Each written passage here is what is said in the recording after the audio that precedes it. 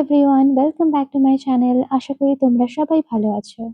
আজ আমাদের হায়দ্রাবাদের সেকেন্ড ডে। ওয়েল, টেকনিক্যালি আমার ফোর্থ ডে, কারণ আমি এসেছিলাম অফিসের কাজে। তারপরে অভিষেক আমাকে জয়েন করেছিল। আমরা খুব সকাল সকাল উঠে পড়েছি, আর আমাদের আজকে ইলাবোরেট প্ল্যান আছে, কিন্তু সবার আগে দরকার breakfast. Breakfast buffet was really good here. Breakfast করে আমরা ফাইনালি রেডি হয়ে বেরোচ্ছি। হ্যালো। তো আজকে প্ল্যান কি? আমরা যাচ্ছি চারমিনার এখন। তারপর? তারপর দেখবো কোথায় যাবো। আগেই বলেছিলাম যে এখানে অটো খুবই অ্যাভেলেবল। আমরা হোটেলের বাইরে থেকেই একটা অটো পেয়ে গেলাম চারমিনার যাওয়ার জন্য। হায়দ্রাবাদে এসে চারমিনার না দেখলে যেন পুরো জার্নিটাই অসম্পূর্ণ থেকে যায়। চারমিনার হায়দ্রাবাদের পুরনো পোর্শনে অবস্থিত। সকাল সকাল এসেছি, তাই এখনো সব দোকান খোলেনি, কিন্তু দুদিকেই রয়েছে সারি সারি দোকান, আর সেখানে রঙিন চুড়ি, মুক্তোর গয়না, আতরের সুগন্ধ, আর কিছু কিছু জায়গায় তৈরি হচ্ছে স্ট্রিট ফুড। সকাল সকাল তাই ভিড় একটু কম আছে। চারমিনার প্রথম চোখে পড়ার মুহূর্তটা সত্যিই স্পেশাল। ব্যস্ত রাস্তার মাঝখানে হঠাৎ করেই মাথা উঁচু করে দাঁড়িয়ে থাকা এই বিশাল স্থাপত্য যেন কয়েকশো বছর আগের হায়দ্রাবাদের গল্প বলতে শুরু করে। চারমিনার নির্মিত হয় 1599 সালে। কুতুব শাহী রাজবংশের পঞ্চম শাসক মোহাম্মদ কুলি কুতুব শাহ এটি নির্মাণ করেন। ইতিহাসবিদদের মতে শহরে ভয়াবহ প্লেগ মহামারী শেষ হওয়ার পর কৃতজ্ঞতা প্রকাশের নিদর্শন হিসেবে এই স্থাপত্যটি তৈরি করা হয়। আবার অনেকের মতে নতুন রাজধানী হিসেবে হায়দ্রাবাদ শহরের সূচনাকেও স্মরণীয় করে রাখার উদ্দেশ্যে এটা নির্মাণ করা হয়। চারমিনার নামটির মধ্যেই এর পরিচয় লুকিয়ে আছে। চার অর্থ চার এবং মিনার অর্থ মিনার বা টাওয়ার, অর্থাৎ চারটি সুউচ্চ মিনার নিয়ে গড়ে ওঠা এই স্থাপত্যের নামই চারমিনার। প্রতিটি মিনারের উচ্চতা প্রায় 56 মিটার এবং চারটি মিনারই চারটি দিকে মুখ করে দাঁড়িয়ে আছে। উঠে উঠে পৌঁছে গেছি। কষ্ট হচ্ছে না? ভিতরে সর্পিল সিঁড়ি দিয়ে ওপরে ওঠার ব্যবস্থা রয়েছে। ওপরে উঠে পুরো পুরনো হায়দ্রাবাদ শহরটাকে একসঙ্গে দেখা যায়, যা সত্যি অসাধারণ এক অভিজ্ঞতা। স্থাপত্যের দিক থেকে চারমিনার হলো ইন্দো ইসলামিক, পারস্য এবং কুতুব শাহী স্থাপত্যশৈলীর এক অনন্য মিশ্রণ। সুন্দর খিলান, সূক্ষ্ম নকশা, অলঙ্করণ, বারান্দা, গম্বুজ এবং মিনারগুলোর কারুকার্য দেখলে বোঝা যায় কয়েকশো বছর আগে কত নিখুঁতভাবে এই স্থাপত্যই তৈরি করা হয়েছিল। আজও এত বছর পর এটি একই রকম গৌরব নিয়ে দাঁড়িয়ে আছে।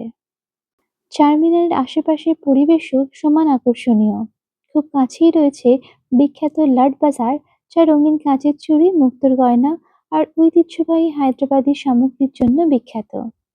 তাই চারমিনার দেখা মানে শুধু একটি ঐতিহাসিক স্থাপত্য দেখা নয়, বরং পুরনো হায়দ্রাবাদের সংস্কৃতি, ঐতিহ্য এবং জীবনযাত্রার সঙ্গে পরিচিত হওয়া। এটা এমন একটা জায়গা যেখানে দাঁড়ালে মনে হয় ইতিহাস এখানে এখনো বেঁচে আছে, চারপাশের কোলাহল আর মানুষের ভিড়ের মধ্যে। চারমিনার দেখে আমরা হোটেলে ফিরে আসলাম, কারণ আমাদের প্ল্যান ছিল এই হোটেল থেকে একটা অন্য হোটেলে শিফট করার। আমরা যাচ্ছি এখন জুবলি হিলস কনভেনশন সেন্টারে। আমরা এখানে ওয়েট করছি উবারের জন্য। নতুন হোটেলে চেক ইন করার পরেই আমরা যাব jubilee hills convention centre for the art show. Old হায়দ্রাবাদের পরে এটা একটু newer part of the city. এই আর্ট ফেস্টিভ্যালে আসার কোনো প্ল্যান আমাদের আগে থেকে ছিল না। আমরা এখানে এসে জানতে পারি যে এটা এখানে হচ্ছে, তাই বেশি সময় নষ্ট না করেই আমরা এখানে চলে আসি। হ্যাঁ, আমার এই ট্রিপটা ছিল এপ্রিল মাসের, আর এখন জুলাই মাস। ভিডিও এডিট করতে আমার অনেক সময় লাগে, সেই কারণেই এত দেরি। এখানে ঢুকেই মনে হয়েছিল যেন রং, কল্পনা আর সৃজনশীলতার এক অন্য জগতে এসে পড়েছি। এটি শুধুমাত্র একটি আর্ট এক্সিবিশন নয়, বরং ভারতের বিভিন্ন প্রান্তের শিল্পী, গ্যালারি এবং শিল্পপ্রেমীদের এক বিশাল মিলনমেলা। আমি নিজেকে ঠিক শিল্পী বলি না, যদিও একটু একটু ছবি আঁকতে খুবই পছন্দ করি। না, এটা কার্পেট নয়, এটা একটা পেইন্টিং। এখানে একই ছাদের নিচে সমকালীন শিল্প, লোকশিল্প, আধুনিক চিত্রকলা, ভাস্কর্য, মিশ্র মাধ্যমের শিল্পকর্ম এবং নানা ধরনের সৃজনশীল কাজ একসঙ্গে দেখার সুযোগ মেলে। প্রদর্শনীতে ঘুরতে ঘুরতে আমার সবচেয়ে যেটা বেশি ভালো লেগেছে সেটা হলো প্রতিটি শিল্পীর নিজস্ব কাজের একটা গল্প ছিল। কোথাও প্রকৃতি, কোথাও মানুষের অনুভূতি, কোথাও আবার সমাজের নানা বাস্তবতা রং ও রেখার মাধ্যমে ফুটে উঠেছে। একটা ছবি হয়তো কয়েক মিনিটেই দেখা যায়, কিন্তু তার অর্থ নিয়ে ভাবতে গেলে অনেকটা সময় কেটে যায়। শুধু প্রতিষ্ঠিত শিল্পীরাই নন, নতুন এবং উদীয়মান শিল্পীরাও এখানে তাদের কাজ প্রদর্শনের সুযোগ পান। ফলে একদিকে যেমন অভিজ্ঞ শিল্পীদের অসাধারণ সৃষ্টি দেখা যায়, অন্যদিকে নতুন শিল্পীদের ভাবনা ও পরীক্ষাধর্মী কাজও সমানভাবে নজর কেড়ে নেয়। আমার খুব ভালো লেগেছে যে এখানে শিল্পকে শুধু প্রদর্শন করা হয় না, শিল্পীদের সঙ্গে সরাসরি কথা বলার সুযোগও থাকে। অনেকেই তাদের ছবি পিছনে গল্প, অনুপ্রেরণা আর সৃষ্টির প্রক্রিয়া নিয়ে দর্শকদের সঙ্গে আলোচনা করছিলেন।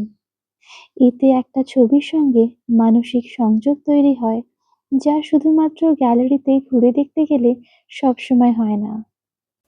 এই আর্ট ফেস্টিভ্যালের পরে আমরা দুপুরবেলার জন্য লাঞ্চ করতে যাচ্ছি। কোথায় যাব ভাবতে ভাবতেই ম্যাপে দেখা গেল যে ইনঅরবিট মল আমাদের খুব কাছেই আছে। উইকেন্ড ছিল, তাই মলের বাইরে থেকেই মানুষের আনাগোনা শুরু। পরিবার, বন্ধুবান্ধব, ছোট ছোট বাচ্চা, তরুণ তরুণী সবাই যেন নিজেদের মতো করে উইকেন্ডটা উপভোগ করতে এসেছে।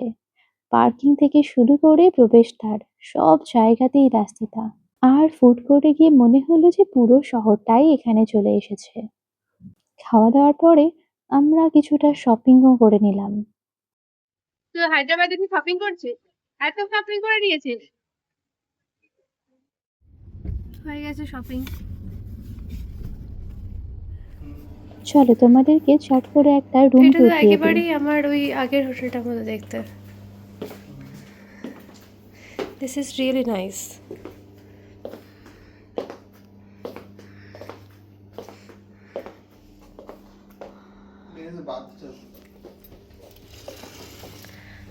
And the view is really beautiful.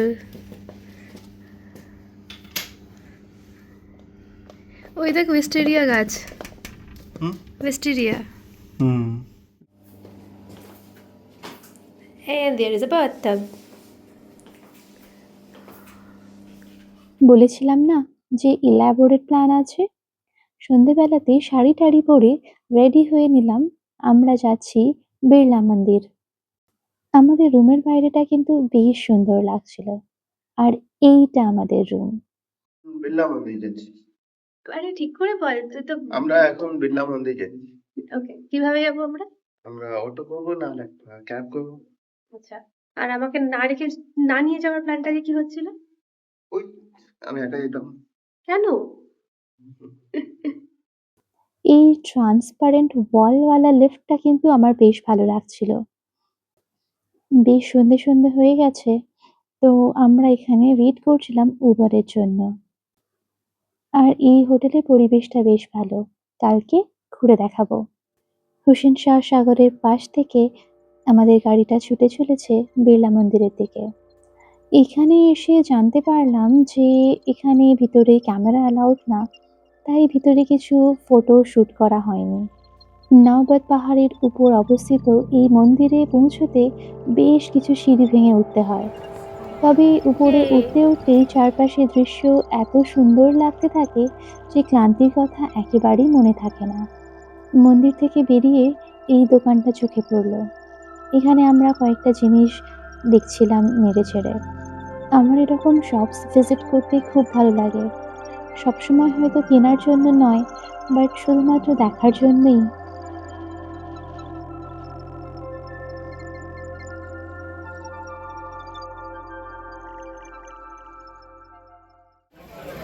Pay করতে যাচ্ছি আমরা। কোথায় আচ্ছা এখানে কাউন্টার। এই মন্দিরটি নির্মাণ করেছে বিড়লা ফাউন্ডেশন এবং এটি সম্পূর্ণ সাদা রাজস্থানের মার্কানা মার্বেল দিয়ে তৈরি। সূর্যের আলো পড়লে পুরো মন্দিরটা যেন আরো উজ্জ্বল হয়ে ওঠে। মন্দিরটি ভগবান শ্রী ভেঙ্কটেশ্বরকে উদ্দেশ্য করা হলেও এখানে হিন্দু ধর্মের বিভিন্ন দেবদেবীর ছোট ছোট মন্দিরও রয়েছে। মন্দির থেকে বেরিয়ে আসার পরে দেখলাম চারিদিকে ছোট ছোট মার্কেট বসে আছে এরকম রঙিন চুড়ি আর মুক্তোর জিনিসপত্রের। ভাবছিলাম চুড়ি কিনবো, কিন্তু কথায় কথায় যেন আর কেনা হয়নি। কোনো জায়গার মার্কেট এক্সপ্লোর করতে কেন বেশি ভালো লাগে জানো? তুমি ওখানকার লোকেদের পছন্দ এবং তাদের প্রায়োরিটিস সম্পর্কে একটা ফেয়ার আইডিয়া করতে পারবে এখানকার মার্কেটগুলো ভিজিট করলে। এই ছোট দোকানটাতে অভিষেক একটা ইয়ো খুঁজে পেয়েছে। আমি ওকে বলছিলাম একবার ট্রাই করে দেখো তো, তাই দেখো এরকম ট্রাই করছে। ছোটবেলার স্মৃতিচারণ আর কি। এখান থেকে আমরা ছোটখাটো কয়েকটা জিনিস কিনেছিলাম। যদিও আজকাল সব জিনিস সব জায়গায় পাওয়া যায়, তাহলেও এরকম জিনিসপত্র কেনার একটা আলাদাই মজা আছে।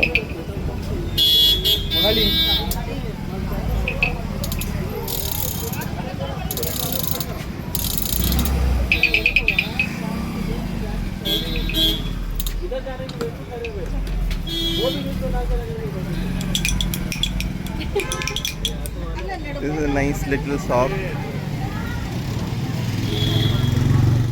এই পুরো জায়গাটাতে এরকম দোকানগুলোতে ভিজিট করতে করতে আমার মনে পড়ছিল যেন আমি কিরকম একটা মেলাতে ঘুরে বেড়াচ্ছি।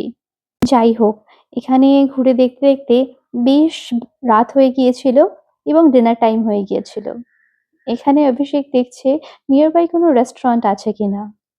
ফাইনালি একজন অটো দাদা আমাদেরকে कितना दूर है বললেন নিয়ার ये বাই तो শাহ इधर है হাউস वो আছে, थोड़ा आगे আর थोड़ा ওখান आगे থেকেই थोड़ा আমরা आगे যেন होगा ভালো तो বিরিয়ানি খাই। 100 रुपीज हो जाएगा।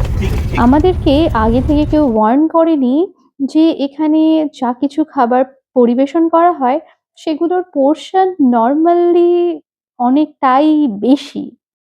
আমি একটা চিকেন বিরিয়ানি অর্ডার করেছিলাম আর অভিষেক অর্ডার করেছিল বাটার নান আর মাটনের কোনো একটা প্রিপারেশন। আর তারপর যখন খাবার এলো তখন বুঝতে পারলাম এটা আমাদের দুজনের জন্য অনেকটাই বেশি। সো আজকের ভিডিওটা এই পর্যন্তই থাক। দেখা হচ্ছে পরের ভিডিওতে। তোমরাও এরকম এনজয় করতে থাকো জীবনের ছোট ছোট মুহূর্তগুলো, দ্য টিডবিটস অফ লাইফ।